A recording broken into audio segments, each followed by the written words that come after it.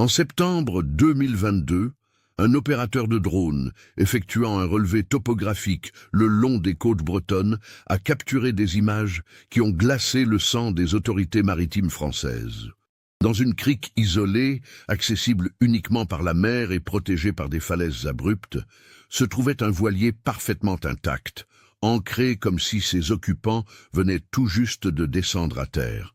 L'embarcation portait un nom désormais légendaire parmi les gardes-côtes de l'Atlantique, l'Espérance.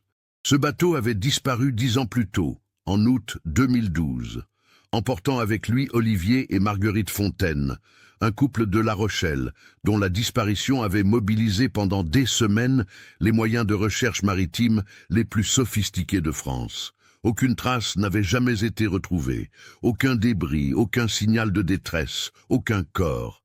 Le voilier semblait s'être évaporé de l'océan Atlantique, et pourtant, là, sur ces images aériennes troublantes, l'Espérance reposait tranquillement, ses voiles soigneusement repliées, son ancre jetée avec précision, comme si quelqu'un l'avait méticuleusement préparée pour un long repos.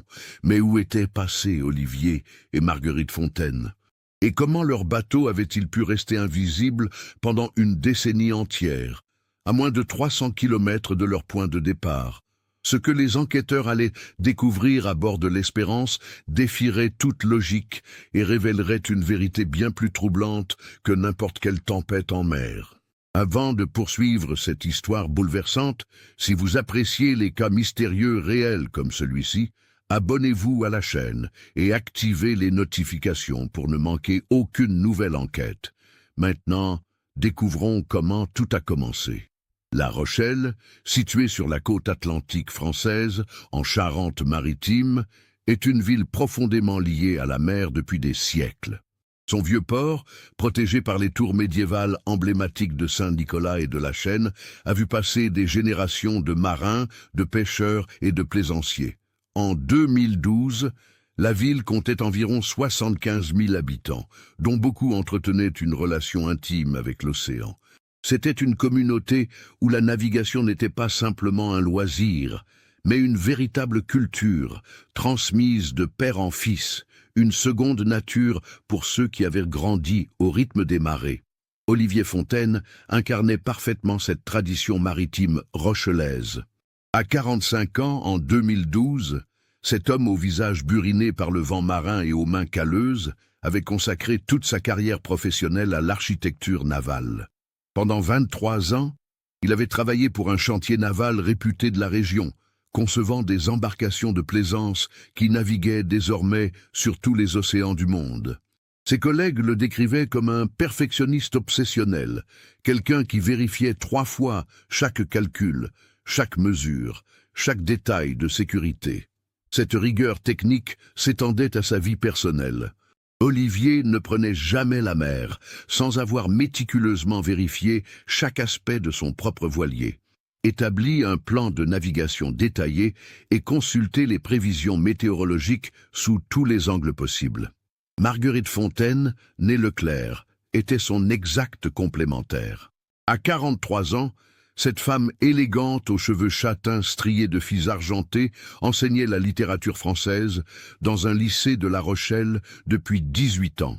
Ses élèves l'adoraient pour sa passion contagieuse pour Baudelaire et Rimbaud, pour sa capacité à rendre vivants des textes centenaires.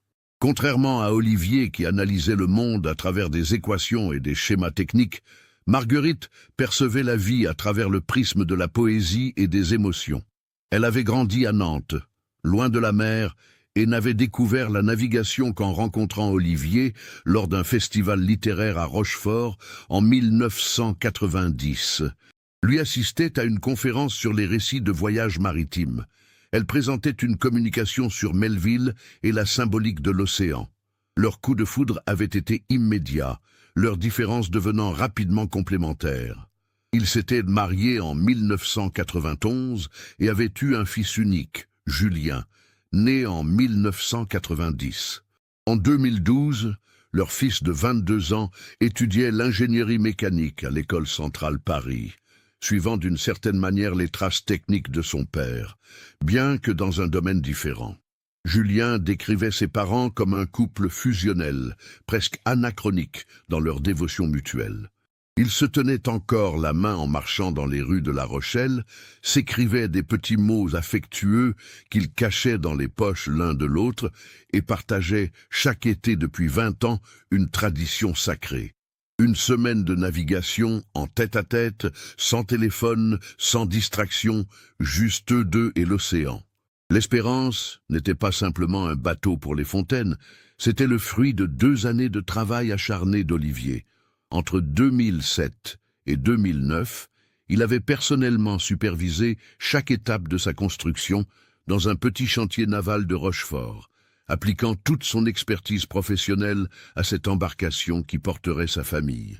C'était un voilier de type sloop de 10,50 m, équipé d'un moteur auxiliaire diesel, d'un système de navigation GPS de dernière génération pour l'époque, d'une radio VHF marine, et de tout l'équipement de sécurité exigé par la réglementation française. Olivier avait même installé un système de balises de détresse EPIRB, ce dispositif qui envoie automatiquement un signal satellite en cas d'urgence. Le bateau était immatriculé, assuré, et avait passé toutes les inspections de sécurité avec des notes parfaites. Dans leur cercle social de La Rochelle, les Fontaines étaient connus comme un couple stable, sans ennemis, sans dettes, sans problèmes apparents.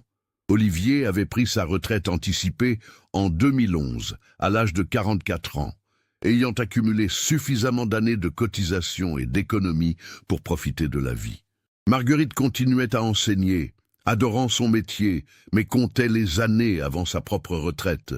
Leurs voisins dans le quartier résidentiel de La Rochelle, où ils possédaient une maison modeste mais confortable, les décrivaient comme des gens discrets, aimables, toujours prêts à rendre service. Rien, absolument rien dans leur existence quotidienne ne laissait présager le drame qui allait se jouer en août 2012. Le lundi 6 août 2012, Olivier et Marguerite Fontaine se sont présentés au port de plaisance des Minimes à La Rochelle, vers 8 heures du matin. C'était une journée d'été typique de la côte atlantique. Le ciel était dégagé avec quelques nuages blancs épars, la température atteignait déjà 22 degrés Celsius et les prévisions météorologiques de Météo France annonçaient une semaine stable avec des vents modérés de secteur ouest-nord-ouest de 10 à 15 nœuds. Des conditions parfaites pour la navigation côtière que le couple avait planifiée. Marc Delalande, le gardien du port, qui les connaissait depuis des années, les a vus arriver avec leurs sacs de provisions et leurs bagages habituels. Il se souvient parfaitement de cette matinée, car il avait plaisanté avec Olivier sur le fait qu'il partait pile le jour de l'anniversaire de Marguerite. Elle fêtait ses 43 ans ce jour-là, et Olivier lui avait promis une semaine romantique en mer, loin du stress de la rentrée scolaire qui approchait. Marc a aidé Olivier à charger les derniers sacs à bord de l'Espérance. Il se rappelle avoir remarqué les quantités généreuses de nourriture, des conserves, des fruits frais, du pain, de l'eau en bouteille, du vin. Marguerite portait une robe d'été bleue et un grand chapeau de paille, et semblait particulièrement heureuse, presque rayonnante selon les termes de Marc. Vers 9h15, Olivier a effectué son rituel de vérification pré-départ. Marc l'a observé, inspecté méthodiquement chaque élément. Les voiles, les cordages, le moteur, les feux de navigation, la radio VHF, le GPS, les gilets de sauvetage, le radeau de survie, les fusées de détresse. C'était une routine qu'Olivier suivait religieusement avant chaque sortie, qu'elle dure 2 heures ou 2 semaines. À 9h45 précise, Olivier a démarré le moteur diesel qui a ronronné sans aucune hésitation, prouvant son excellent entretien. Il a informé Marc de son plan de navigation. Longer la côte vers le nord, peut-être atteindre l'île de Ré le premier jour, puis remonter tranquillement vers la Vendée, en fonction du vent et de leur humeur, avec un retour prévu le dimanche 12 août en fin d'après-midi. À 10 heures précises, l'Espérance a quitté son poste d'amarrage. Marc Delalande et plusieurs autres plaisanciers présents ce matin-là ont vu le voilier s'éloigner du port, naviguer au moteur à travers le chenal balisé, puis hisser ses voiles une fois en eau libre. Marguerite était à la barre. Olivier s'occupait des voiles. Une image de coordination parfaite après tant d'années de navigation ensemble. Le bateau a contourné la pointe des Minimes, passé devant la tour de Richelieu, et s'est dirigé vers le nord-ouest, exactement comme prévu.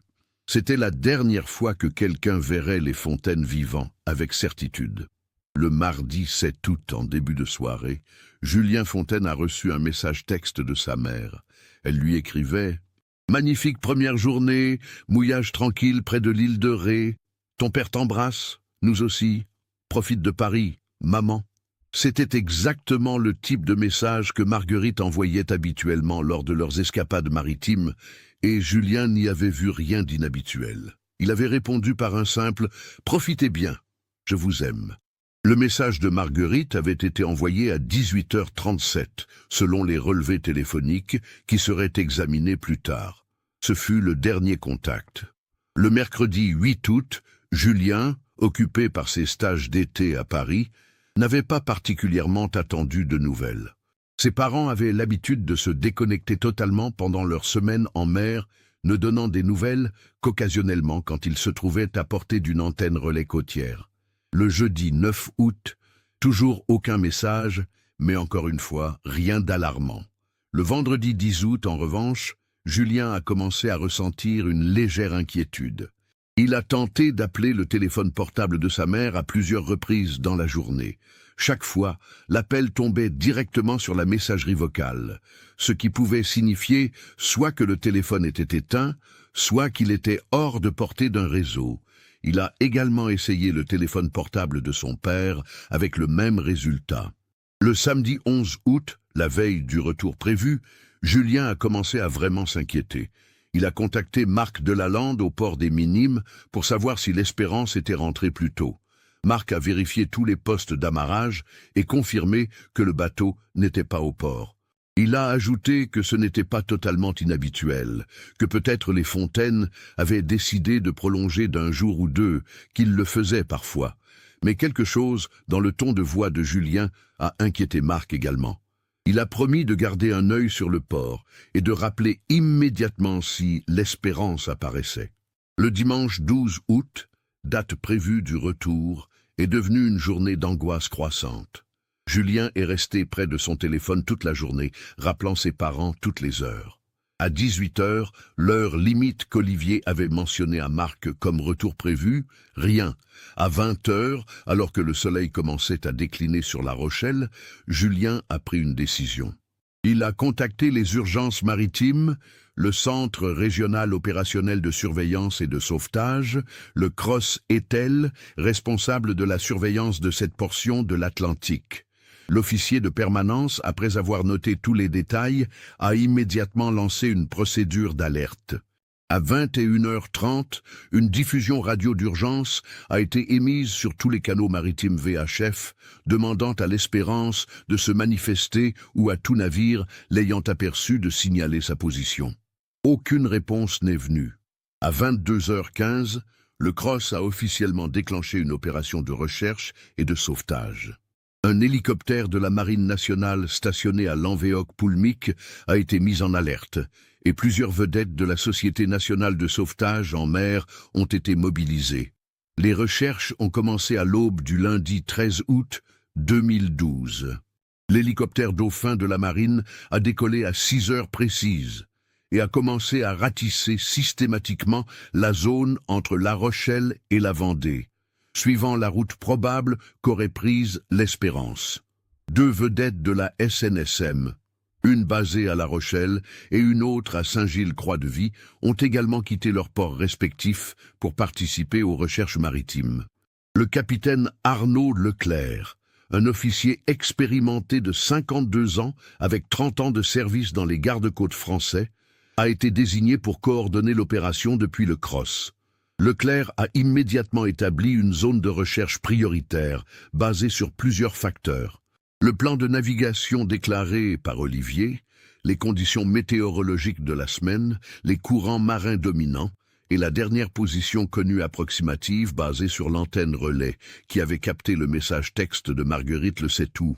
Cette antenne était située sur l'île de Ré, ce qui confirmait qu'à 18h37 ce jour-là, l'Espérance se trouvait probablement dans un rayon de 15 à 20 kilomètres autour de l'île.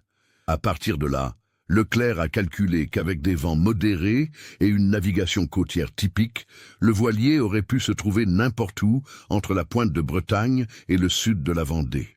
Pendant 5 jours consécutifs, du 13 au 17 août, les recherches ont été intensives. L'hélicoptère a effectué plus de 40 heures de vol, scrutant l'océan avec des équipements optiques et thermiques.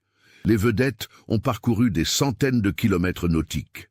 Des bulletins d'alerte ont été diffusés à tous les navires commerciaux, de pêche et de plaisance, naviguant dans la zone. Des plongeurs ont même été déployés pour vérifier plusieurs épaves connues dans la région, au cas où l'Espérance aurait coulé près d'un obstacle sous-marin, mais aucune trace du voilier n'a été trouvée. Pas un débris, pas une balise de détresse activée, pas une tache de carburant, rien. Ce qui troublait particulièrement le capitaine Leclerc était l'absence totale de signal de la balise EPRB.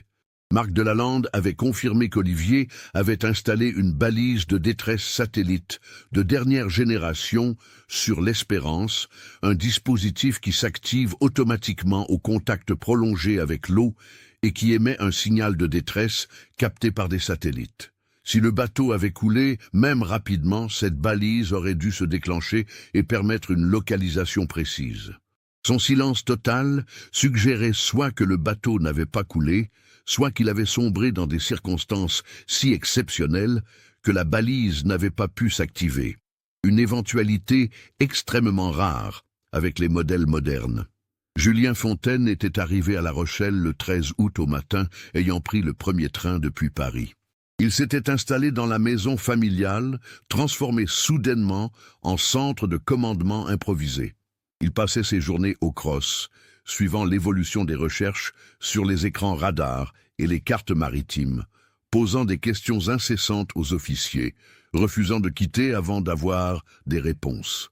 Les nuits, il les passait éveillé, imaginant 100 scénarios différents, oscillant entre l'espoir et le désespoir. À 22 ans, étudiant brillant habitué à résoudre des problèmes d'ingénierie complexes, il se retrouvait totalement impuissant face à cette équation impossible. Comment 2 personnes et un voilier pouvaient-ils simplement disparaître de l'océan sans laisser la moindre trace? Le 18 août, les recherches actives ont été officiellement réduites. Le capitaine Leclerc a expliqué à Julien avec toute la compassion possible qu'après 5 jours de recherche intensive sans résultat, les probabilités de retrouver des survivants étaient devenues statistiquement négligeables. L'océan Atlantique avait été inhabituellement calme cette semaine-là, éliminant l'hypothèse d'une tempête soudaine. Aucune alerte météorologique n'avait été émise. Les analyses des courants suggéraient que tout débris aurait dû être repéré. Le dossier allait rester ouvert. Tous les marins de la région resteraient en alerte, mais les moyens aériens et maritimes devaient être libérés pour d'autres urgences potentielles. Les semaines qui ont suivi ont été un cauchemar bureaucratique et émotionnel pour Julien. Il a dû gérer des procédures qu'aucun fils de 22 ans ne devrait affronter. Les compagnies d'assurance demandaient des preuves de décès qui n'existaient pas. La banque bloquait les comptes de ses parents sans certificat de décès officiel. Les collègues de Marguerite au lycée organisèrent des collectes et des cérémonies commémoratives. Mais Julien ne pouvait se résoudre à y participer, refusant d'accepter que ses parents soient morts sans preuve tangible. La famille maternelle de Marguerite, particulièrement sa sœur aînée Catherine Leclerc, qui vivait à Nantes, a commencé à exercer une pression croissante pour qu'une déclaration judiciaire de décès soit demandée. En France, après une disparition en mer, il est possible de demander au tribunal de déclarer légalement une personne décédée sans corps, généralement après 1 an. Catherine argumentait que c'était nécessaire pour des raisons pratiques, succession, assurance, fermeture émotionnelle. Mais Julien résistait farouchement. Pour lui, sans corps, ses parents étaient peut-être échoués quelque part, amnésiques, blessés mais vivants. Cette possibilité, aussi infime soit-elle, le maintenait dans un état de suspension permanente entre deuil et espoir. À La Rochelle, la disparition des fontaines est devenue une sorte de légende locale, un mystère marin moderne. Dans les bars du port, les vieux marins débattaient des théories. Certains parlèrent d'une collision avec un cargo qui ne s'était pas arrêté, bien qu'aucun navire commercial n'ait signalé d'incident dans la zone cette semaine-là. D'autres évoquaient une défaillance catastrophique de la coque, bien que l'Espérance ait été récemment inspectée et certifiée en parfait état. Les plus romantiques imaginaient que les fontaines avaient décidé de tout quitter et de recommencer une nouvelle vie ailleurs. Une théorie immédiatement démentie par tous ceux qui connaissaient la dévotion du couple envers leur fils unique. Marc de Lalande, le gardien du port, a été particulièrement affecté. Il se reprochait de ne pas avoir été plus attentif, bien qu'il n'y ait eu objectivement rien d'anormal dans le départ du 6 août. Il a commencé à tenir un registre personnel, notant scrupuleusement chaque sortie de chaque bateau, vérifiant systématiquement les retours, une obsession née de sa culpabilité irrationnelle. Les années suivantes, chaque fois qu'un voilier ressemblant vaguement à l'Espérance apparaissait à l'horizon, son cœur s'accélérait, espérant voir Olivier et Marguerite rentrer comme si de rien n'était. Julien a finalement repris ses études à Paris en septembre 2012, mais il n'était plus le même étudiant insouciant. Il rentrait à La Rochelle chaque week-end, marchant le long des quais, scrutant l'horizon, visitant le cross pour vérifier si de nouvelles informations étaient apparues. Il a engagé un détective privé en 2013 avec l'argent de ses économies d'étudiant, un ancien policier retraité qui a passé 3 mois à réexaminer le dossier sans trouver le moindre nouvel élément. En 2014, Julien a obtenu son diplôme d'ingénieur, mais a refusé plusieurs offres d'emploi à l'étranger, choisissant de rester en France, toujours à proximité de La Rochelle, au cas où. Les années ont passé. 2015, 2016, 2017. L'affaire Fontaine est progressivement tombée dans l'oubli public, remplacée par de nouveaux drames, de nouvelles disparitions. Mais pour Julien, chaque jour apportait la même douleur sourde, la même absence de réponse. Il s'est marié en 2018 avec une femme compréhensive qui acceptait ses silences mélancoliques et ses fixations sur l'océan. Ils ont eu une fille en 2020 que Julien a prénommée Marguerite en hommage à sa mère disparue. Mais même la joie de la paternité ne comblait pas le vide laissé par l'absence de ses parents. En 2019, 7 ans après la disparition, Catherine Leclerc a finalement réussi à convaincre Julien d'entamer les démarches pour une déclaration judiciaire de décès. Le processus a pris près d'1 an.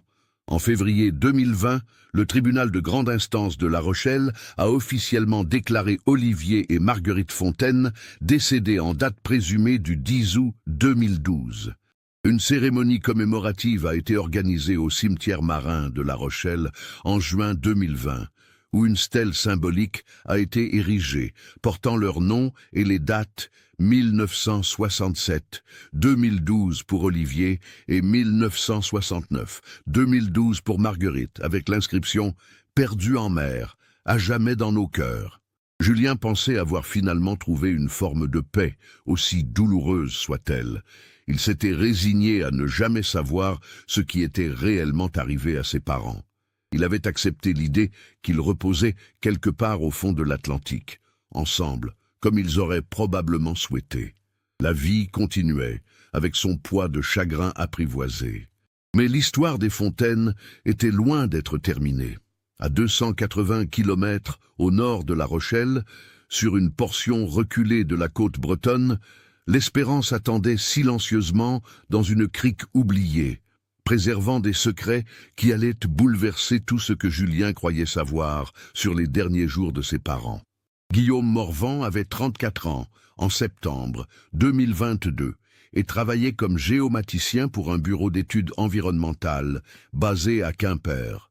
Sa spécialité était la cartographie côtière par drone, une technologie qui avait considérablement évolué au cours de la dernière décennie. En ce mois de septembre particulier, Guillaume était chargé d'un projet ambitieux. Réaliser un relevé topographique complet d'une section de 50 km de la côte bretonne entre Concarneau et Quimperlé, dans le département du Finistère, pour le compte d'une agence régionale de protection du littoral. Le lundi 19 septembre 2022, Guillaume avait programmé son drone professionnel, un modèle DJI Matrix 300 RTK équipé d'une caméra haute résolution et d'un système de géolocalisation précis au centimètre près, pour survoler une zone particulièrement difficile d'accès. Il s'agissait d'une portion de côte caractérisée par des falaises abruptes de granit s'élevant à plus de 40 mètres au-dessus de l'océan, entrecoupées de criques étroites et profondes que les marées atlantiques rendaient dangereuses et impraticables la plupart du temps. Ces criques, formées par l'érosion millénaire, étaient connus localement sous le nom de goulets, des passages si étroits et si protégés qu'ils étaient invisibles depuis la terre et difficiles à repérer même depuis la mer, sauf si l'on naviguait au plus près de la côte à marée haute. Guillaume avait déjà effectué 3 jours de relevée sans incident particulier lorsque vers 14h30, son drone a survolé une crique qu'il avait baptisée provisoirement Goulet numéro 7 dans sa base de données cartographique. C'était une anse en forme de V inversée, longue d'environ 80 mètres et large de 25 mètres à son point le plus ouvert, entourée de parois rocheuses verticales couvertes de lichens et de végétation marine. La marée était basse, révélant un fond de galets et de sable gris.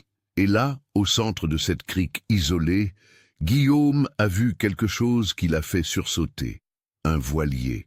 À travers l'écran de contrôle de son drone, posté sur le chemin de randonnée côtier une centaine de mètres plus au sud, Guillaume a d'abord pensé avoir découvert une épave récente. Mais en réduisant l'altitude du drone et en zoomant avec la caméra, il a réalisé que ce n'était pas une épave ordinaire. Le voilier était ancré proprement, ses voiles soigneusement repliées et attachées à la baume, sa coque apparemment intacte. Il mesurait environ 10,50 mètres de long, était de couleur blanche avec une bande bleue sur les flancs, et semblait remarquablement bien préservé pour une embarcation abandonnée. Guillaume a fait descendre le drone encore plus bas, capturant des images sous plusieurs angles.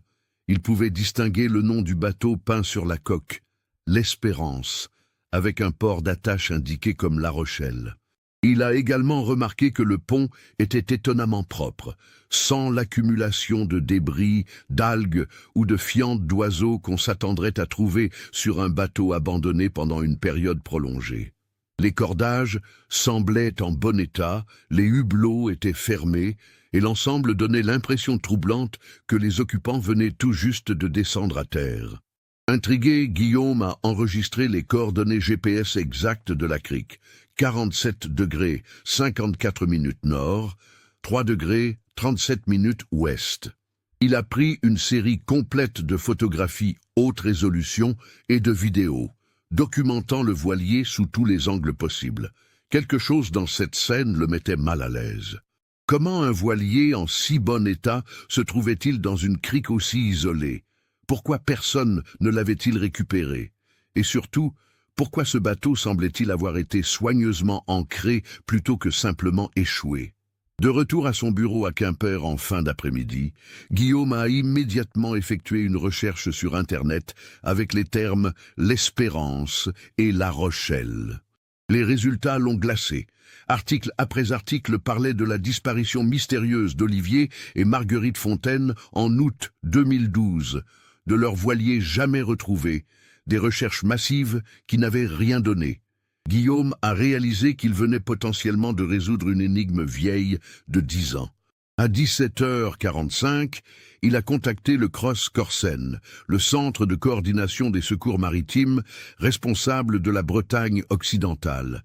L'officier de permanence a pris note de son signalement avec un scepticisme professionnel initial, habitué aux fausses alertes. Mais lorsque Guillaume a envoyé les photographies et les coordonnées GPS précises, le ton a changé radicalement.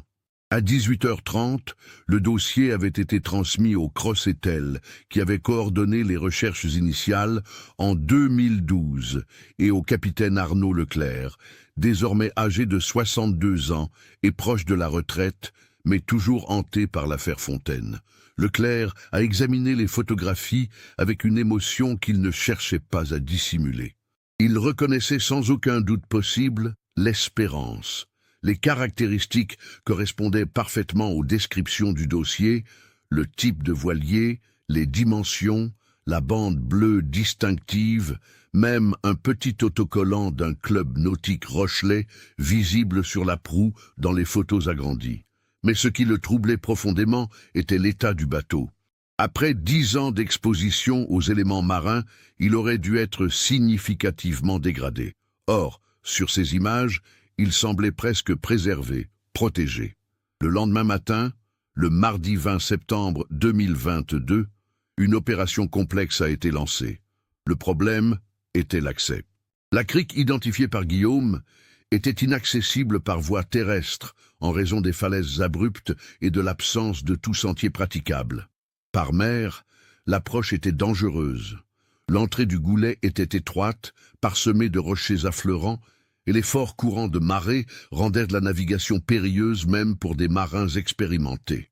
Il a été décidé qu'une équipe mixte de gendarmes maritimes et de plongeurs démineurs de la Marine nationale serait déployée par hélicoptère avec une vedette de la gendarmerie en soutien côtier. À 11h15, l'hélicoptère Dauphin a déposé 4 personnes sur un promontoire rocheux surplombant la crique. Le lieutenant-colonel Yves Kéroas de la gendarmerie maritime, 2 gendarmes techniciens de scène de crime et le docteur Vincent Garnier, médecin légiste de 57 ans rattaché à l'Institut médico-légal de Brest. Ils ont descendu la falaise en rappel avec leur équipement, une manœuvre délicate qui a pris 45 minutes. Lorsque l'équipe a finalement atteint le niveau du rivage et s'est approchée de l'Espérance, le lieutenant-colonel Kéroas a ressenti ce qu'il a décrit plus tard comme un frisson d'irréalité. Le bateau était là, réel, tangible, comme surgi d'une capsule temporelle. La coque était légèrement encrassée d'algues au niveau de la ligne de flottaison. Mais au-dessus, la peinture était étonnamment préservée, protégée par la configuration unique de la crique qui la mettait à l'abri des vents dominants et des embruns les plus violents. Kéroas a appelé à haute voix, suivant le protocole, au cas où quelqu'un serait encore à bord. « Gendarmerie nationale. Y a-t-il quelqu'un à bord ?» Seul le cri des mouettes et le clapotis de l'eau contre la coque lui ont répondu. Avec précaution, utilisant l'échelle de corde encore attachée au bastingage, il est monté à bord, suivi du docteur Garnier et des techniciens.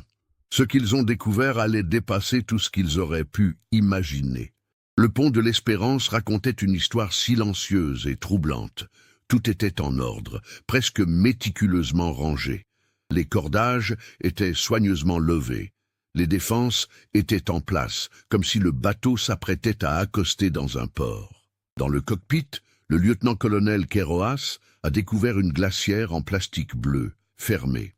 À l'intérieur, il y avait des restes de nourriture momifiés par le temps, des morceaux de pain transformés en masse dure, des fruits ratatinés méconnaissables, une bouteille de vin à moitié vide dont le contenu s'était évaporé, laissant un résidu cristallisé au fond. Le docteur Garnier, habitué aux scènes macabres dans sa carrière de médecin légiste, avançait prudemment, conscient qu'ils allaient probablement trouver des restes humains quelque part sur ce bateau. L'absence de corps visible sur le pont était à la fois un soulagement et une source d'inquiétude supplémentaire. Il a fait signe à Kéroas qu'il devait descendre dans la cabine. La descente dans la cabine principale a requis une préparation psychologique. Kéroas a ouvert lentement la porte coulissante qui menait à l'intérieur du voilier, s'attendant à une odeur de décomposition. Au lieu de cela, une odeur de renfermé, de moisissure et de sel marin a envahi ses narines, désagréable mais pas insupportable. L'air à l'intérieur avait été préservé hermétiquement pendant une décennie, créant une sorte de bulle temporelle. L'intérieur de l'Espérance était sombre, les hublots fermés, ne laissant passer qu'une lumière diffuse. Kéroas a allumé sa lampe torche puissante, balayant méthodiquement l'espace. La cabine principale était compacte mais fonctionnelle, avec une banquette convertible en couchage sur le côté tribord, une petite table pliante, une cuisine équipée d'un réchaud à gaz et d'un évier. et des rangements astucieusement intégrés dans chaque recoin disponible. Et là, sur la table, se trouvait un objet qui a immédiatement capté l'attention de tous. Un cahier de navigation en cuir marron, fermé par une sangle élastique. À côté, un stylo-plume argenté, une paire de lunettes de lecture et une montre-bracelet de femme qui s'était arrêtée à 10h47, sans indication de jour. Ne touchez à rien pour le moment, a ordonné Keroas au technicien qui commençait à photographier méthodiquement chaque détail. Le docteur Garnier s'est avancé vers la cabine avant, séparée par un rideau de tissu bleu. Il a écarté le rideau lentement. Sur la couchette avant, recouvert d'une couverture légère en coton, se trouvait un corps, ou plutôt ce qu'il en restait après 10 ans. Le processus de décomposition, ralenti par le confinement hermétique et l'air salin, avait laissé un cadavre partiellement momifié. Le docteur Garnier, avec son expérience professionnelle, a pu déterminer immédiatement qu'il s'agissait d'un homme, basé sur la stature et la structure osseuse visible. Le corps était allongé sur le dos, les mains croisées sur la poitrine, dans une position qui évoquait un repos préparé, presque funéraire. « Nous avons un corps masculin », a annoncé Garnier d'une voix neutre et professionnelle. Position qui suggère qu'il a été placé ainsi intentionnellement, pas une position de mort subite ou violente. Keroas a ressenti un frisson. Quelqu'un avait soigneusement disposé ce corps. Mais qui? Et où était la seconde personne? Les techniciens ont continué leur inspection méticuleuse. Dans le petit cabinet de toilette adjacent à la cabine, ils ont trouvé des serviettes encore suspendues au crochet, une trousse de toilette contenant des brosses à dents, du dentifrice, des produits de soins. Sur une étagère, des médicaments, de l'aspirine, des comprimés contre le mal de mer et un flacon de prescription portant le nom d'Olivier Fontaine, contenant un médicament pour l'hypertension artérielle. Dans un placard de rangement sous la banquette principale, ils ont découvert des vêtements soigneusement pliés, des t-shirts, des shorts, un pullover, un ciré jaune. Sur le dessus de la pile, une robe d'été bleue que Marc Delalande aurait immédiatement reconnue comme celle que portait Marguerite le jour de leur départ. Mais c'était le cahier de navigation sur la table qui contenait potentiellement les réponses qu'ils cherchaient. Avec des gants en latex, l'un des techniciens l'a délicatement ouvert. Les pages étaient couvertes d'une écriture fine et élégante, manifestement féminine, en encre bleue. L'écriture restait parfaitement lisible, malgré les années, les pages ayant été protégées de l'humidité par la couverture en cuir. La première entrée était datée du lundi 6 août 2012, 10 heures, départ de La Rochelle par une matinée splendide. Olivier est aux anges. Je n'ai jamais vu ses yeux briller aussi fort. Navigation parfaite, vent favorable, mer calme. C'est exactement la semaine romantique dont nous rêvions. Cap vers l'île de Ré. Les entrées suivantes documentaient une navigation apparemment idyllique. Le 7 août, mouillage tranquille dans une petite baie au nord de l'île de Ré. Olivier a préparé un dîner délicieux. Nous avons bu du vin en regardant le coucher de soleil. J'ai 43 ans aujourd'hui et je n'ai jamais été aussi heureuse. Envoyez un message à Julien pour qu'il ne s'inquiète pas. Puis venait une entrée du 8 août qui marquait un tournant brutal. 3 heures du matin. Olivier s'est réveillé en se plaignant d'une douleur intense dans la poitrine et le bras gauche. Il transpirait abondamment, était pâle. J'ai immédiatement reconnu les symptômes d'une crise cardiaque. J'ai tenté d'utiliser la radio VHF pour appeler les secours, mais elle ne fonctionnait pas. La tempête d'hier soir a dû l'endommager sans que nous le remarquions. J'ai essayé mon téléphone portable, mais nous sommes trop loin en mer. Aucun signal. Olivier m'a dit de ne pas paniquer, qu'il avait ses médicaments pour le cœur, qu'il allait se reposer et que tout irait bien. Mais je vois la peur dans ses yeux. Le docteur Garnier a levé les yeux du cahier, regardant vers la cabine, avant où reposait le corps. Les pièces du puzzle commençaient à se mettre en place, formant une image déchirante. L'entrée suivante, toujours datée du 8 août, écrite manifestement plusieurs heures plus tard, d'une écriture plus tremblante. 8 heures du matin. Olivier est mort à 6h23. J'ai essayé de le réanimer. J'ai fait tout ce que je savais faire, mais rien n'a fonctionné. Mon Olivier est parti. Je suis seul. Je ne sais pas quoi faire. Je devrais essayer de rentrer à La Rochelle, mais je ne sais pas si je peux naviguer seul sur cette distance. La radio ne marche toujours pas. Le moteur démarre, mais je ne sais pas combien de carburant il reste. Je dois réfléchir. Je ne peux pas le laisser. Je ne peux pas simplement jeter le corps de mon mari à la mer comme un objet. Il mérite mieux. Les entrées subséquentes documentaient la descente progressive de Marguerite dans une situation désespérée, aggravée par le chagrin et la solitude. Le 9 août, j'ai essayé de prendre la mer ce matin pour rentrer, mais une fois sorti de la baie protégée, les vagues étaient trop fortes et je n'arrivais pas à contrôler le voilier seul. J'ai failli chavirer, j'ai dû rebrousser chemin. J'ai pleuré pendant des heures. J'ai installé Olivier dans la cabine avant, je l'ai lavé, je l'ai habillé proprement, je l'ai couvert. C'est tout ce que je peux faire pour lui. Le 10 août, j'ai décidé de longer la côte vers le nord, en espérant trouver un port ou croiser un autre bateau qui pourrait m'aider. Je garde Olivier au frais comme je peux, mais la chaleur, c'est insoutenable. Je navigue au moteur près de la côte.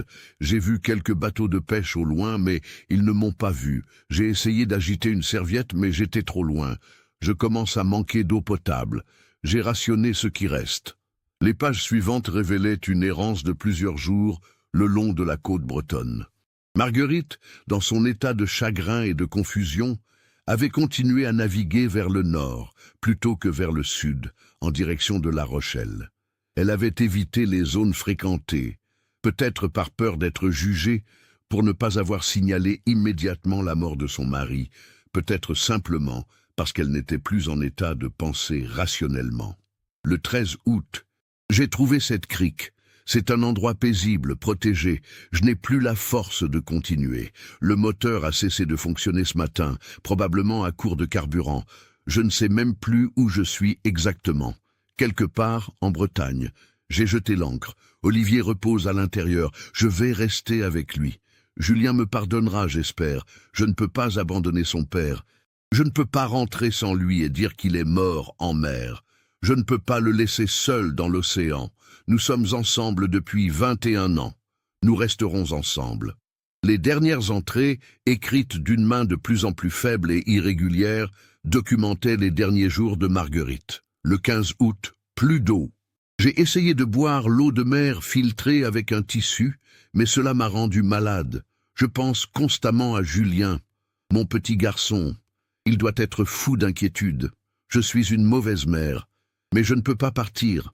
Je ne peux pas laisser Olivier. Le 17 août. Je sais que je vais mourir ici. C'est étrange. Je ne ressens plus vraiment de peur. Juste une fatigue immense. J'ai fermé tous les hublots pour préserver Olivier le plus longtemps possible. Quelqu'un nous trouvera un jour, j'en suis sûr. Julien, si tu lis ceci un jour, sache que nous t'avons aimé plus que tout au monde. Ton père est mort rapidement, sans souffrance. J'aurais dû être plus forte, j'aurais dû trouver un moyen de rentrer. Pardonne-moi. Puis, d'une écriture presque illisible, une dernière phrase sans date. Je vais m'allonger à côté de ton père maintenant. Je suis tellement fatigué. Le docteur Garnier a refermé délicatement le cahier. Il y avait un silence lourd dans la cabine de l'Espérance. Les 4 hommes présents, professionnels aguerris habitués aux tragédies humaines, étaient profondément émus. Ce n'était pas un crime, pas un accident mystérieux. C'était l'histoire d'un amour si profond qu'il avait conduit une femme à choisir de mourir plutôt que d'abandonner le corps de son mari. La cabine avant, a murmuré Keroas. Il faut vérifier. Le docteur Garnier est retourné vers la couchette où reposait le corps masculin. Cette fois, il a examiné plus attentivement l'espace autour et sous la couchette, et c'est là qu'il l'a trouvé. Marguerite Fontaine, ou ce qu'il en restait, était allongée sur le sol étroit entre la couchette et la paroi de la coque, comme si elle s'était glissée là pour être au plus près d'Olivier. Son corps, également partiellement momifié, était recroquevillé dans cette position finale, une main tendue vers la couchette où reposait son mari. Elle avait tenu sa promesse. Ils étaient restés ensemble. À 15h30, le 20 septembre 2022, le lieutenant-colonel Yves Keroas a passé un appel par radiosatellite depuis l'Espérance vers le Cross-Corsen. Il a demandé que le capitaine Arnaud Leclerc soit contacté immédiatement, ainsi que Julien Fontaine. Ce qui avait été retrouvé méritait d'être communiqué avec le maximum de délicatesse et de respect. Julien Fontaine était à son bureau à Nantes, où il travaillait comme ingénieur en conception mécanique pour une entreprise d'aéronautique, quand il a reçu l'appel du CROSS à 16h45. On lui a simplement dit que l'Espérance avait été retrouvée, que la présence de son père et de sa mère à bord avait été confirmée, et qu'il devait se rendre à Quimper dès que possible pour être informé de tous les détails. Le ton solennel de l'officier lui a immédiatement fait comprendre que ses parents étaient morts, mais après 10 ans d'incertitude, cette confirmation apportait paradoxalement une forme de soulagement. Il allait enfin savoir. Le lendemain matin, le mercredi 21 septembre, Julien a été reçu dans les locaux de la gendarmerie maritime à Quimper par le lieutenant-colonel Queyroas et le docteur Garnier. Ils lui ont raconté avec toute la compassion possible ce qui avait été découvert. Ils lui ont montré les photographies de l'Espérance dans la crique, expliqué l'état de préservation remarquable du voilier et surtout, ils lui ont donné le cahier de navigation de sa mère. Julien a lu le journal de Marguerite d'une traite, les larmes coulant silencieusement sur ses joues. Il a lu l'amour, le désespoir, la loyauté absolue de sa mère envers son père. Il a lu ses dernières pensées pour lui, ses excuses, ses explications. Et pour la première fois en 10 ans, il a compris. Pas simplement ce qui s'était passé techniquement, mais pourquoi cela s'était passé ainsi. Elle n'a pas pu le laisser, a murmuré Julien, sa voix brisée par l'émotion. Elle savait qu'elle devait essayer de rentrer, de nous prévenir, mais elle ne pouvait pas supporter l'idée de laisser papa seul en mer. Elle a choisi de rester avec lui. Le docteur Garnier a hoché gravement la tête. Les examens préliminaires que j'ai pu effectuer sur place confirment l'histoire racontée dans le journal. Votre père présente des signes compatibles avec un décès par infarctus du myocarde. Votre mère est décédée de déshydratation et d'épuisement. Il n'y a aucune trace de violence, aucun signe de lutte. Elle s'est simplement laissée mourir pour rester auprès de lui. Queyroas a ajouté des détails techniques qui éclairaient certains mystères. La radio VHF avait effectivement été endommagée.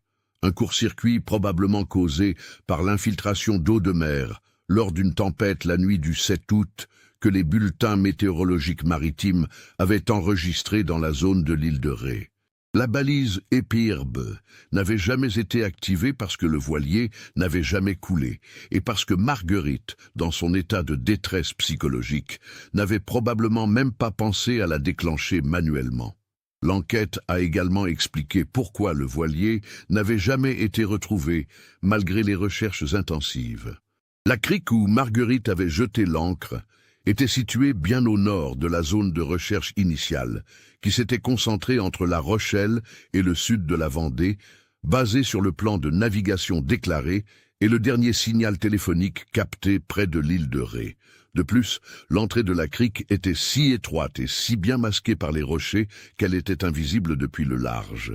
Les hélicoptères de recherche l'avaient survolée, mais la configuration unique du goulet, avec ses parois rocheuses surplombantes, créait un angle mort depuis le ciel.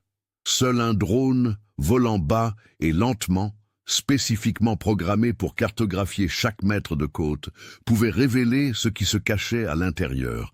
Le docteur Garnier a expliqué à Julien que l'état de conservation remarquable des corps était dû à plusieurs facteurs. La fermeture hermétique de la cabine que Marguerite avait soigneusement effectuée, l'air salin qui avait agi comme agent de conservation naturelle, et la température relativement stable dans la crique protégée. Le processus de décomposition avait été considérablement ralenti, permettant une momification partielle plutôt qu'une putréfaction complète. Vos parents vont pouvoir être identifiés formellement par analyse ADN, a assuré Garnier. Et ils vont pouvoir avoir des funérailles dignes. Grâce au journal de votre mère, nous savons exactement ce qui s'est passé. Il n'y a aucun mystère juridique, aucune ambiguïté. C'est une tragédie, mais c'est une tragédie que nous comprenons maintenant complètement. Julien a demandé à voir l'Espérance. Le jeudi 22 septembre, une opération complexe a été montée pour extraire le voilier de la crique. Un remorqueur spécialisé, accompagné de plongeurs professionnels, a navigué jusqu'à l'entrée du goulet à marée haute. Avec des câbles et un système de treuil, l'Espérance a été délicatement tirée hors de son refuge de 10 ans et remorquée jusqu'au port de Concarneau, où il a été placé dans un hangar sécurisé de la gendarmerie maritime. Julien a passé 2 heures à bord, seul, toucha les objets que ses parents avaient touchés pour la dernière fois, s'est assis où il s'était assis. Il a trouvé de petits détails que le journal ne mentionnait pas. Une photo de lui en tant qu'enfant, glissée dans un livre de navigation, comme si ses parents l'avaient regardé pendant leur voyage. Une bouteille de champagne non ouverte, étiquetée « Pour célébrer nos 21 ans de mariage », qu'il n'avait jamais eu l'occasion de déboucher. Un pullover de son père qu'il reconnaissait, avec une petite tache d'huile moteur que Marguerite n'avait jamais réussi à enlever complètement. Les corps d'Olivier et Marguerite Fontaine ont été transférés à l'Institut médico-légal de Brest pour les examens officiels et l'identification ADN. Le docteur Garnier a personnellement supervisé chaque étape avec un respect profond, conscient que ce n'était pas simplement des cas médico-légaux, mais les restes de 2 personnes dont l'histoire d'amour avait transcendé même la mort.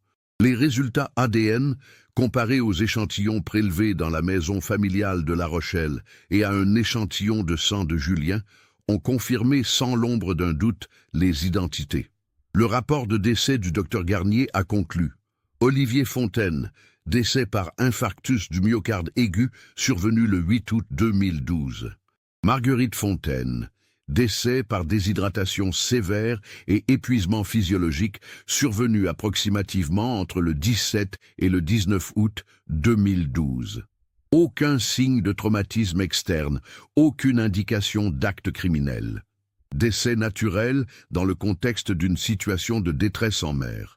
L'affaire a fait la une des journaux régionaux et nationaux en France. Le voilier fantôme, retrouvé 10 ans après, titrait Ouest France. Une histoire d'amour tragique révélée après une décennie, écrivait le Télégramme. Les médias ont été fascinés par cette combinaison de mystères résolus et de drames humains profonds. Mais par respect pour Julien et sa famille, les détails les plus intimes du journal de Marguerite n'ont jamais été rendus publics. Le capitaine Arnaud Leclerc, qui avait coordonné les recherches initiales en 2012 et qui avait vécu avec le poids de cette affaire non résolue pendant une décennie, a rencontré Julien personnellement. Les 2 hommes, séparés par 40 ans d'âge mais unis par cette histoire tragique, ont parlé pendant des heures. Leclerc a expliqué chaque décision prise en 2012, pourquoi les recherches s'étaient concentrées au sud, pourquoi elles avaient été arrêtées après 5 jours. Julien lui a dit qu'il ne lui en voulait pas, qu'il comprenait, que personne n'aurait pu deviner que Marguerite naviguerait vers le nord au lieu du sud. Elle était perdue, en état de choc, probablement désorientée par le chagrin, a dit Julien. Je ne lui en veux pas non plus. Elle a fait ce qu'elle pensait devoir faire. Elle est restée fidèle à papa jusqu'au bout. C'est exactement qui elle était. Les funérailles d'Olivier et Marguerite Fontaine ont eu lieu le samedi 8 octobre 2022, 10 ans et 2 mois après leur disparition. La cérémonie s'est déroulée dans la petite église Notre-Dame de La Rochelle, que le couple fréquentait occasionnellement. Plus de 300 personnes y ont assisté. D'anciens collègues d'Olivier du chantier naval, des collègues enseignants et d'anciens élèves de Marguerite, des amis de voile, des voisins, des membres de la famille et de nombreux habitants de La Rochelle qui avaient suivi l'affaire depuis le début. Marc Delalande, le gardien du port, désormais âgé de 68 ans, était présent au premier rang, les yeux rougis. Il avait porté le poids irrationnel d'une culpabilité pendant 10 ans, se demandant s'il aurait pu remarquer quelque chose, faire quelque chose différemment le matin du 6 août 2012. Julien était allé le voir spécifiquement avant les funérailles pour lui dire qu'il n'était en rien responsable, que personne n'aurait pu prédire ce qui allait arriver. L'église était décorée de roses blanches, les fleurs préférées de Marguerite, et d'hortensias bleues qui poussaient dans le jardin de la maison familiale. Au centre de l'autel se trouvaient 2 urnes funéraires en acajou, contenant les cendres d'Olivier et Marguerite. Julien avait choisi la crémation, estimant que ses parents avaient déjà passé assez de temps enfermés et isolés. Il voulait qu'ils reposent ensemble, libres, face à l'océan qu'ils avaient tant aimé. Le prêtre qui officiait la cérémonie, le père Antoine Mercier qui connaissait la famille depuis des années, a prononcé une homélie touchante. Il a parlé de l'amour conjugal comme reflet de l'amour divin, de la fidélité jusqu'à la mort et au-delà. Il a lu des passages de la première épître aux Corinthiens sur l'amour qui ne périt jamais, des mots qui résonnaient avec une puissance particulière dans ce contexte. Julien a ensuite pris la parole, sa fille Marguerite de 2 ans dans les bras de son épouse au premier rang. Il a parlé de ses parents, non pas comme de victimes tragiques, mais comme d'exemples de dévotion et d'amour. Il a lu un extrait du journal de sa mère, soigneusement choisi parmi les passages les moins douloureux. « Olivier est aux anges, je n'ai jamais vu ses yeux briller aussi fort. C'est exactement la semaine romantique dont nous rêvions. Ma mère a écrit ces mots le premier jour de leur voyage, a dit Julien, sa voix tremblant légèrement. Elle ne savait pas encore ce qui allait arriver. Mais elle a décrit parfaitement qui étaient mes parents, 2 personnes profondément amoureuses l'une de l'autre, qui voulaient simplement être ensemble. Quand papa est mort, maman a fait un choix que beaucoup pourraient ne pas comprendre. Mais moi, je comprends. Elle a choisi l'amour. Elle a choisi de ne pas abandonner l'homme avec qui elle avait partagé 21 ans de vie. Certains pourraient dire que c'était irrationnel, qu'elle aurait dû essayer plus fort de rentrer. Mais qui sommes-nous pour juger les décisions prises dans un moment de chagrin absolu? Elle a fait ce que son cœur lui dictait. Et aujourd'hui, je choisis d'honorer ce choix plutôt que de le questionner. Après la cérémonie religieuse, un cortège s'est formé jusqu'au cimetière marin de La Rochelle, situé sur une falaise surplombant l'océan Atlantique. C'était un jour d'automne lumineux. Le vent marin soufflait doucement, portant l'odeur iodée de la mer. Les urnes ont été placées ensemble dans une même tombe, sous une stèle de granit gris sur laquelle était gravé Olivier Fontaine, 1967-2012. Marguerite Fontaine, 1969-2012, unis dans la vie, unis dans la mort. L'amour ne périt jamais. Julien a dispersé des pétales de rose blanche sur la tombe, puis s'est tenu là, regardant l'horizon où le ciel rencontrait la mer. Il pensait à toutes les questions qu'il avait tentées pendant 10 ans, à toutes les nuits blanches passées à imaginer les pires scénarios. Maintenant, il savait, et paradoxalement, la vérité, aussi douloureuse soit-elle, était plus supportable que l'incertitude qu'il avait rongée pendant une décennie. Dans les semaines qui ont suivi, Julien a dû prendre plusieurs décisions concernant l'espérance. Le voilier, techniquement récupérable et réparable, était devenu une pièce importante de l'histoire familiale. La gendarmerie maritime lui avait proposé de le récupérer une fois l'enquête officiellement close. Après mûre réflexion, Julien a décidé de ne pas le restaurer pour naviguer à nouveau. Cela lui semblait inapproprié, presque sacrilège. La place, il a fait don de l'Espérance au musée maritime de La Rochelle, avec la condition qu'il soit exposé comme témoignage de l'histoire de ses parents, avec une plaque explicative sobre racontant leur destin. Le musée a accepté avec gratitude.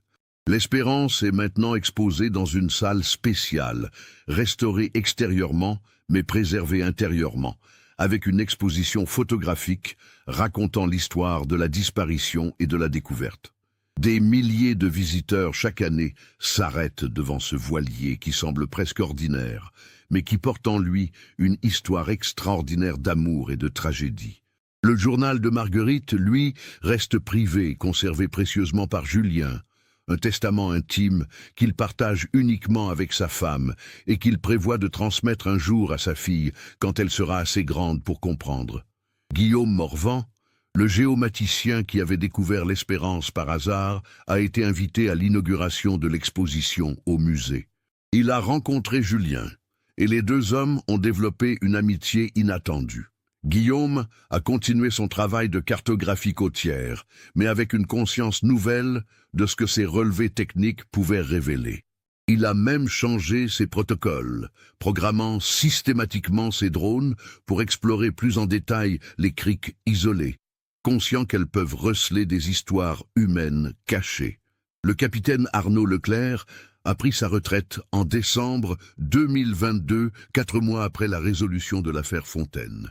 Lors de sa cérémonie de départ, il a mentionné cette affaire comme l'une des plus marquantes de sa carrière, non pas parce qu'elle impliquait un crime complexe ou une enquête sophistiquée, mais parce qu'elle illustrait la complexité du comportement humain face au chagrin et à l'amour. On nous forme à chercher des coupables et des victimes, a-t-il dit. Mais parfois, il n'y a ni l'un ni l'autre. Parfois, il n'y a que des êtres humains confrontés à des choix impossibles. La crique où l'espérance avait reposé pendant 10 ans est restée inchangée. Trop dangereuse et isolée pour être accessible au public, elle continue d'être battue par les marées atlantiques, indifférente au drame humain qu'elle a abrité. Des plaisanciers avertis qui connaissent maintenant l'histoire passent parfois devant l'entrée du Goulet lors de navigations côtières, et certains font une pause, un moment de silence en pensant à Olivier et Marguerite Fontaine. Pour Julien, la résolution de cette affaire a permis un processus de deuil qu'il n'avait jamais pu vraiment entreprendre pendant 10 ans. Il a pu dire adieu, pas simplement à l'idée abstraite de ses parents disparus, mais à des personnes dont il connaissait maintenant les derniers moments, les dernières pensées. Il continue à vivre à Nantes avec sa famille, visitant régulièrement la tombe de ses parents à La Rochelle et l'exposition de l'Espérance au musée. Il a créé une petite fondation en mémoire d'Olivier et Marguerite Fontaine, qui finance des équipements de sécurité maritime pour les petits clubs nautiques et qui offre des bourses d'études aux enfants de marins disparus en mer. C'était sa façon de transformer la tragédie en quelque chose de positif, de s'assurer que l'histoire de ses parents servirait peut-être à sauver d'autres vies. Chaque année, le 6 août, anniversaire du départ de ses parents pour leur dernier voyage, Julien loue un petit bateau et navigue seul le long de la côte rochelaise. Il ne va jamais très loin, reste toujours en vue du port, et rentre avant le coucher du soleil. Mais pendant ces quelques heures sur l'eau, il se sent connecté à ses parents d'une manière particulière, comprenant un peu de ce qu'ils ressentaient quand ils naviguaient ensemble, libres et heureux. L'histoire des Fontaines a également eu un impact inattendu sur les protocoles de recherche en mer en France. Suite à cette affaire, les autorités maritimes ont révisé leurs méthodes, intégrant systématiquement la surveillance par drone des zones côtières difficiles d'accès dans les opérations de recherche et de sauvetage. La crique où l'Espérance a été retrouvée a été officiellement cartographiée et ajoutée aux bases de données maritimes, avec une note spéciale indiquant sa configuration unique qui la rend invisible depuis le large et depuis le ciel à haute altitude. Le docteur Vincent Garnier, le médecin légiste qui avait examiné les corps, a utilisé ce cas dans ses enseignements à l'Université de médecine de Brest. Non pas pour les aspects techniques de la momification post-mortem, mais comme exemple de l'importance de la compassion et du respect dans le travail médico-légal. Derrière chaque corps, il y a une histoire, dit-il à ses étudiants. Notre travail n'est pas seulement de déterminer comment quelqu'un est mort, mais de rendre justice à comment cette personne a vécu. L'affaire a également suscité des débats éthiques et philosophiques dans certains cercles. Marguerite avait-elle fait le bon choix en restant avec Olivier plutôt que d'essayer plus agressivement de rentrer? Avait-elle une obligation morale envers son fils vivant qui primait sur sa fidélité envers son mari décédé? Ou son choix était-il une expression légitime de son amour et de son autonomie personnelle? Ces questions n'ont pas de réponse simple, et différentes personnes arrivent à des conclusions différentes. Mais presque tous s'accordent sur un point. Il n'appartient à personne de juger les décisions que quelqu'un prend dans les moments les plus sombres de sa vie. Aujourd'hui, en 2024, presque 12 ans après la disparition et 2 ans après la découverte, la vie continue. Julien Fontaine a maintenant 34 ans, l'âge qu'avait Guillaume Morvan quand il a fait sa découverte extraordinaire. Sa fille Marguerite a 4 ans et commence à poser des questions sur les grands-parents qu'elle n'a jamais connus. Julien lui raconte des histoires, non pas sur leur mort, mais sur leur vie. Il lui parle de grand-père Olivier, qui construisait des bateaux, et de grand-mère Marguerite, qui aimait la poésie. Un jour, quand elle sera plus grande, il l'emmènera voir l'Espérance au musée et lui racontera l'histoire complète. La maison familiale de La Rochelle, que Julien a conservée, est maintenant louée à une jeune famille avec des enfants. Parfois, Julien passe devant et voit des jouets dans le jardin où il jouait enfant, entend des rires d'enfants par les fenêtres où résonnaient autrefois les discussions de ses parents. La vie continue, comme elle doit le faire, même après les tragédies les plus profondes. Cette histoire nous rappelle que l'amour peut prendre des formes que nous ne comprenons pas toujours, et que les choix humains, face au chagrin et à la perte, défient parfois toute logique rationnelle. Marguerite Fontaine a pris une décision que beaucoup questionneraient, mais qui était profondément cohérente avec qui elle était et comment elle aimait. Pendant 10 ans, le mystère de leur disparition a tourmenté leur fils et intrigué les enquêteurs. La vérité, quand elle a finalement été révélée, n'était pas celle d'un crime ou d'un accident inexplicable, mais celle d'une fidélité absolue qui a transcendé même la mort. Qu'en pensez-vous? Dans une situation similaire, auriez-vous fait un choix différent? Partagez vos réflexions dans les commentaires. Si cette histoire vous a touché, n'oubliez pas de vous abonner à la chaîne et d'activer les notifications pour découvrir d'autres cas qui explorent la complexité de la nature humaine. Laissez un like si ce récit vous a ému et partagez-le avec quelqu'un qui s'intéresse aux histoires vraies qui nous font réfléchir sur l'amour, la perte et les choix que nous faisons dans les moments les plus difficiles de nos vies.